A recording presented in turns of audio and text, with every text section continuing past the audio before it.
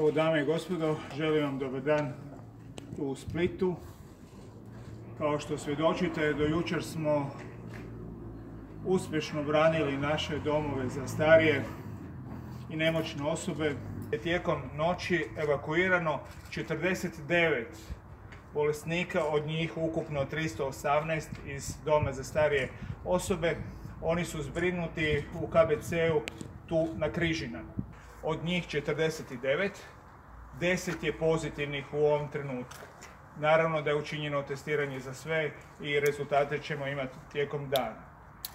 Dakle, kao što mogu zaključiti, do sada smo napravili sljedeće. Dakle, evakuirali smo sve korisnike, zbrinuli smo ih na adekvatan način, odredili smo samoizolaciju djelatnika, te provođenje dezinfekcije i druge epidemiološke mjere koje su nužne za adekvatan nastavak rada za doma za starije osobe. Na početku potrebu reći je činjenica da su svi štićenici ovoga doma, svih njih 49 zbrinuti i imaju odgovarajuću skrb, što je u ovom trenutku od izuzetne važnosti. Jednako tako zaposlenici koji su bili s njima u kontaktu nalaze se u samoizolaciji, dok se, dakle, kao što je kolega Beroš rekao, promišlja o tome, dakle, da se ostatak zaposlenika svakako testira.